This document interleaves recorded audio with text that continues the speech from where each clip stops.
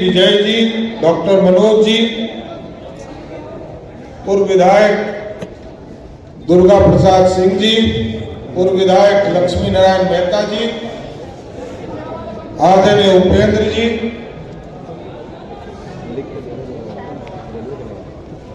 आदरणीय शिवधारी बाबू, सभी मंच पर बैठे सभी साथीगण और मंच के सामने उपस्थित तमाम भाइयों बुजुर्गों, नौजवान साथियों, माता एवं बहनों, एक महत्वपूर्ण चर्चा आज आपने डाला है। शिक्षित बिहार बनाना और स्वस्थ बिहार बनाना, समृद्ध बिहार बनाना अपने आप में एक बड़ा रोल है। बैठ जाइए, आप लोगों की भी बात करूंगा। बैठ जाइए, बैठ जाइए।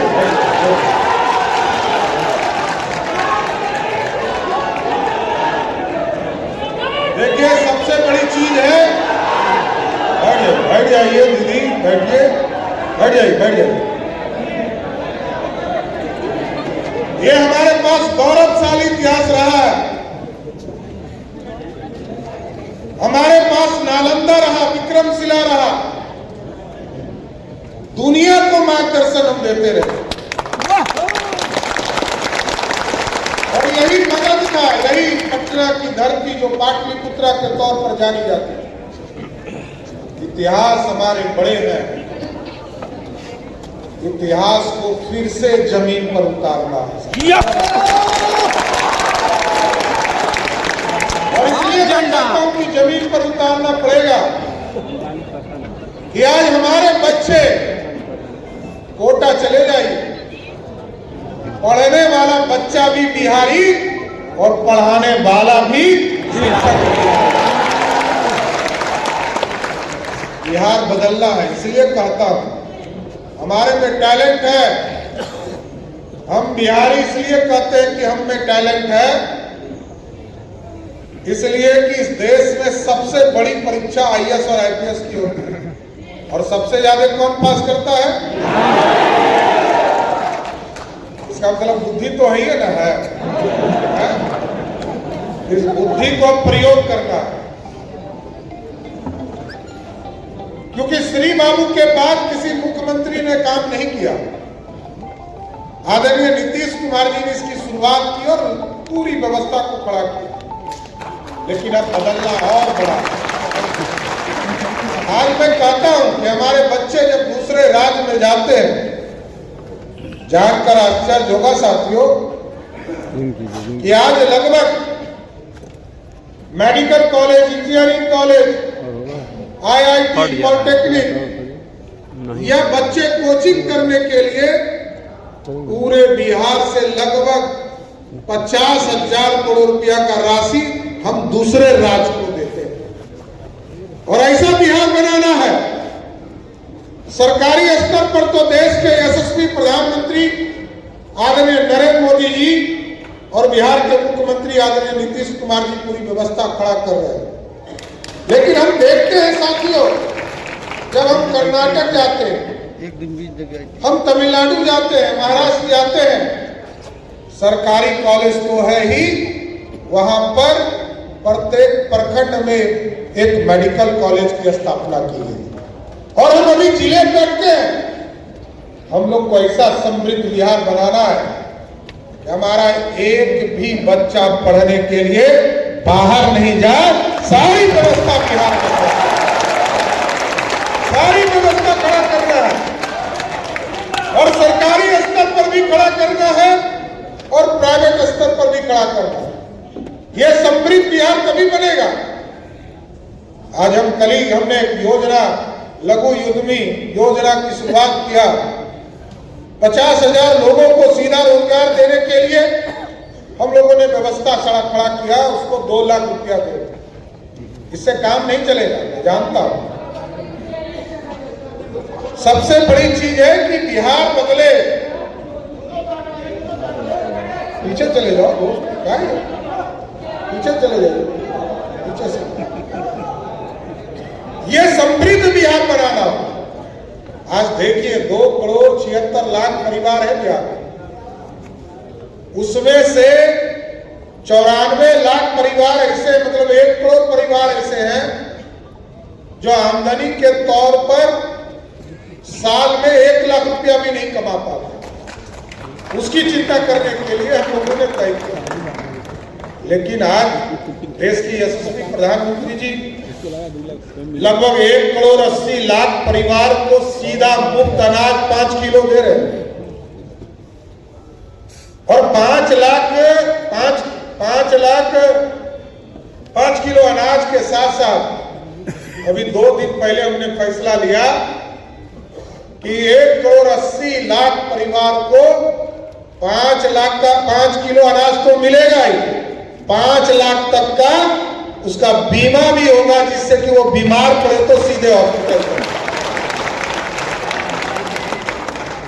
ये चिंता होती थी, अभी भी हमको और आपको, कितने भी बड़े लोग हो, लेकिन अभी कह दिया जाए 4 लाख रुपया आपको हॉस्पिटल में जमा करना है तो 4 बार इधर और उधर देखना पड़ता है।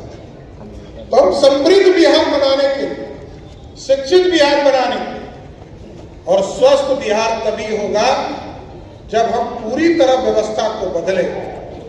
हम किसान के बेटा हैं। मेरी मां जब तक जिंदा रही साथियों, मैंने तो उस पूरे इलाके में देखा, उनसे ज्यादा किसानी किसी ने नहीं किया। और लगातार हम आर्थिक रूप से आज यदि समृद्ध हैं तो मेरी मां ने किसानी करके हम लोग को खड़ा किया। और मेरे पिताजी और मैं दोनों मिलकर लगभग 15 बार सदन में आ चुका हूं। मेरी संपत्ति में कोई रोल हमारे लोगों का नहीं हो सकता, वो हमारी मां का ही रोल है।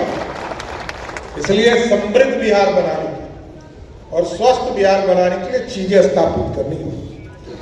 देखिए, शिक्षा एक आसान रास्ता है अमीर बनने का, और जो दूसरा रास्ता पकड़ता है उसको जेल भी जाना पड़ता है। दूसरा कोई रास्ता नहीं है। हम सभी नौजवान साथी से जरूर आग्रह करेंगे कि ज्ञान अर्जन ही करना है साथी, और आप यदि shortest way to become a rich man, आसान रास्ते से अमीर बनना चाहते हैं तो उसके लिए परिश्रम अभी ही आपको करना पड़ेगा, बाद में नहीं हो सकता। आप मेहनत दूसरे सेक्टर में कर सकते हो। हमारे नौजवान साथी सरकारी नौकरी में या ज्ञान अर्जन का काम सिर्फ कर सकते हैं अभी ही आप। और ज्ञान एक बार अर्जन कर लिया तो जीवन भर उस ज्ञान के बल पर आप सत्ता का उपभोग कर सकते हैं, दूसरा कोई उपाय नहीं। क्योंकि कुछ लोग इस देश में हैं, कोई 2G है, कोई 3G है, कोई 4G है। 2G का मतलब समझे, ये IT वाला मैं नहीं बोल रहा, ये 2G का मतलब है 2 जनरेशन वाला पॉलिटिशियन, समझ गए? जिसका बाप मुख्यमंत्री तो बेटा भी सोचता है कि मुख्यमंत्री ऐसा ही बनता है। अरे मेहनत करना पड़ेगा और जनता के बीच में जाना पड़ेगा। और 3 जनरेशन वाले लोग भी इस देश में खड़े हैं। तमिलनाडु में करुणानिधि जी का पूरा परिवार, और करुणानिधि जी का बेटा भी मुख्यमंत्री है। अब उसका पोता भी चाहता है कि हम देश के मुख्यमंत्री हो जाए प्रदेश में। और 2G वाला बताया मैंने, ममता दीदी मुख्यमंत्री है, अब उनका भतीजा भी चाहता है मुख्यमंत्री बन जाए, सब घोटाला कर रहा है। अभी हम लोगों ने तय किया है कि ममता दीदी के चारों तरफ जो है किलाबंदी करूंगा, और जो स्मगलिंग का काम कटिहार और पूर्णिया से होता है उसको पूरी तरह बंद भी करूंगा।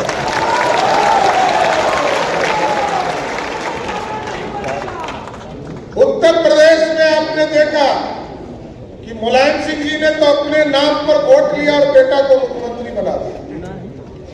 और यहां भी लालू प्रसाद जी लंबे समय तक कहे, जगदेव बाबू को खूब याद करते थे कि 100 में 90 शोषित है, 90 भाग हमारा है। कहते थे रानी के पेट से राजा पैदा और अब कहते हैं कि रानिये के पेट से राजा पैदा हो। तो साथियों एकदम स्पष्ट है, ये लोकतंत्र है और लोकतंत्र आपके ताकत है और आप जिसको देंगे ताकत वही सत्ता तक बैठने का काम करेगा, कोई दूसरा उपाय नहीं है। और कल देखा कि मैंने सुना 2G 3G एक और 4G 4G तो भूल गए थे इसलिए 4G फिर याद करा रहा हूं। 4G वाला कौन है? कांग्रेस पार्टी वाले।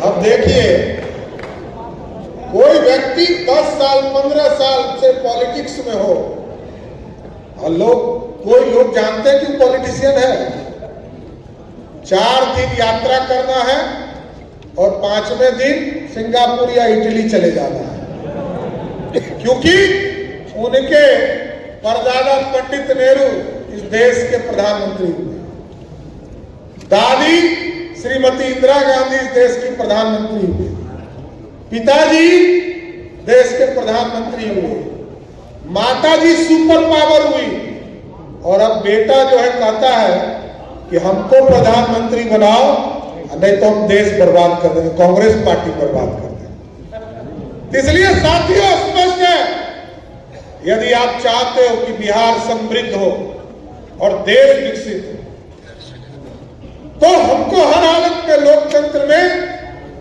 जनता की आवाज बननी पड़ेगी। और ठीक कहा अरुण जी, लोगों को बहुत जगह चिंता होगी, कष्ट होगी, लोगों से हो सकता है मुलाकात भी नहीं हो, लेकिन आपको अंधा प्यार करना होगा साथियों, और अंधा प्यार कीजिएगा। इतना गारंटी जरूर देता हूं, इस बिहार को समृद्धि की ओर ले जाऊंगा। और जो हमारे बेरोजगार साथी घूम रहे हैं, एक एक व्यक्ति को चुनकर रोजगार देने का काम भाजपा और एनडीए की सरकार, कोई छूट नहीं सकता। क्यों छूटेंगे? हमको आर्थिक रूप से समृद्ध बनाना है और ये तब तक नहीं बन सकता जब तक बिहार के एक एक लोग गरीबी से बाहर आए, समृद्ध हो, रोजगार मिले। हमको होल्ड टाइमर पॉलिटिशियंस माना जाता है कि बिहार के लोग से पूछते हैं किसी पॉलिटिकल वर्कर से कि आप क्या करते हो, कहेगा 100% पॉलिटिक्स करते, क्योंकि हमारे पास कोई धंधा नहीं रहा, कोई काम नहीं है। लेकिन अब बिहार को बदलना है और बिहार तभी बदलेगा जब हम समृद्धि नीचे के उद्योग के चीजों को खड़ा करें। एक एक सेक्टर बांटिए, कोई शिक्षा के क्षेत्र में काम कीजिए, कोई स्वास्थ्य के क्षेत्र में काम कीजिए, कोई आर्थिक तौर पर समृद्ध होना चाहते हैं उसको काम करना पड़ेगा। कोई ठेकेदारी करता है, कोई रोजगार करता है, कोई उद्योग लगाता है, लेकिन चीजें खड़ी करनी पड़ेगी। इसलिए साथियों, मेरा तो स्पष्ट मानना है कि मैं तो अपने आप को राम का वंशज मानता हूं कि भगवान राम के 2 पुत्र हुए, लव और कुश, और लव कुश समाज से हम आते जरूर हैं, लेकिन क्योंकि देखिए इस बिहार को बनाना है और आपका जो थीम है शिक्षित, स्वस्थ और सुरक्षित बिहार, तो लवकुश तो प्रभु श्री राम जो उनके सगे पिता थे। ये पूरा रामायण जब आप देखेंगे तो आपको खुद एहसास होगा कि जो आदर्श प्रभु श्री राम ने दिया वो धरती पर कोई नहीं दे सकता। उनके सगे पिता ने, प्रभु श्री राम को सगे पिता ने कहा कि आपको वनवास जाना है, और वनवास जब गए तो दुनिया का कल्याण किया। और बेटा को जब लगा कि मेरे माता के साथ अन्याय हुआ तो लवकुश ने राजा राम के खिलाफ भी धनुष उठाने का काम किया था साहब। इसलिए हम यही आग्रह करेंगे। वैसे तो 400 वर्षों से हम इंतजार कर रहे थे कि प्रभु श्री राम टेंट से निकलकर भव्य राम मंदिर में आए, कोई नहीं लाया।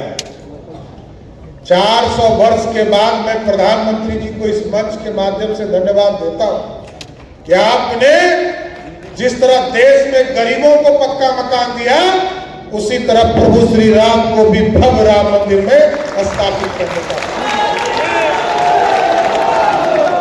इसलिए कुछ लोग जो है आजकल राम अपने बन जा रहा है, पता है ना। कुछ लोग कह रहा है कि नीतीश बाबू आप दशरथ हैं, और कुछ लोग अपने आप को राम कह रहा है। अरे हम तो यही समझते हैं कि बिहार के पिछड़ों का रावण कौन है? बिहार में रावण कौन है? तो 2G वाले लोग जो रावण बने हुए हैं, बिहार के पिछड़ों का विरोधी वही है, अति पिछड़ों का विरोधी वही है। बिहार में यदि लालू जी को कहीं खड़ा कर दीजिए तो अति पिछड़ा और दलित ऐसे ही भाग जाएगा। तो जो व्यक्ति रावण का प्रतीक हो वो कभी राम हो सकता है क्या? इसलिए साथियों एकदम स्पष्ट रहिए, ये बिहार अब समृद्धि की ओर जाएगा, विकसित होगा।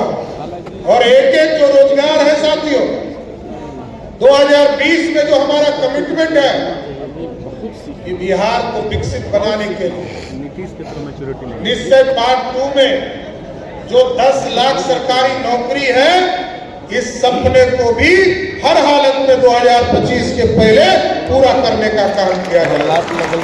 और 10 लाख लोगों को पूरी तरह, अब तो 10 लाख से बढ़ाकर 94 लाख रोजगार देने की कल्पना खड़ी कर दी गई है।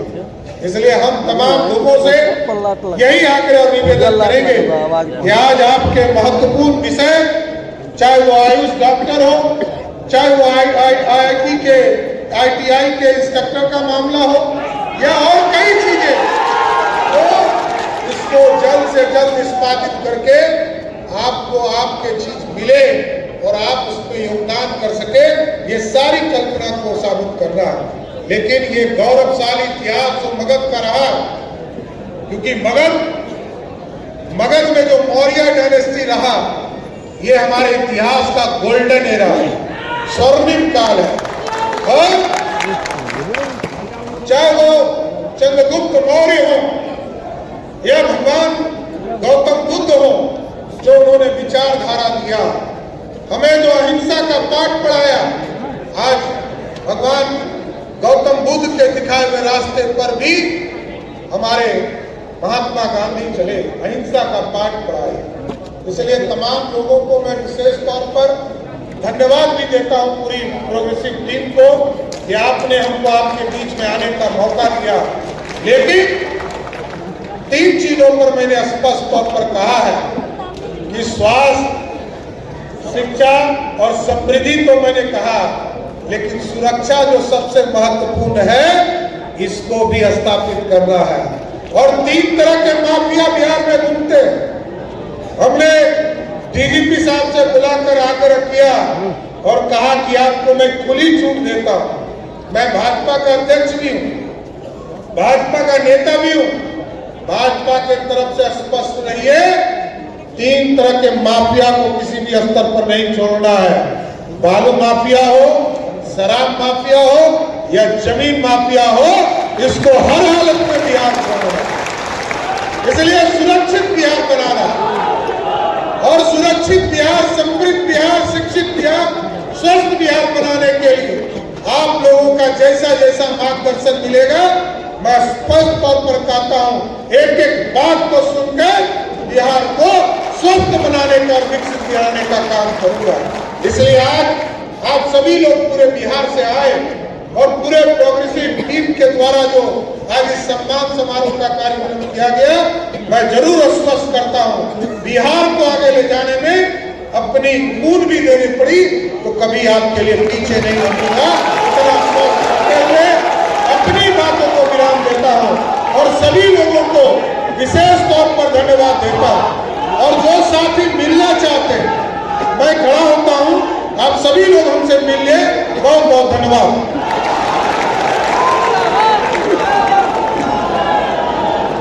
बहुत बहुत धन्यवाद।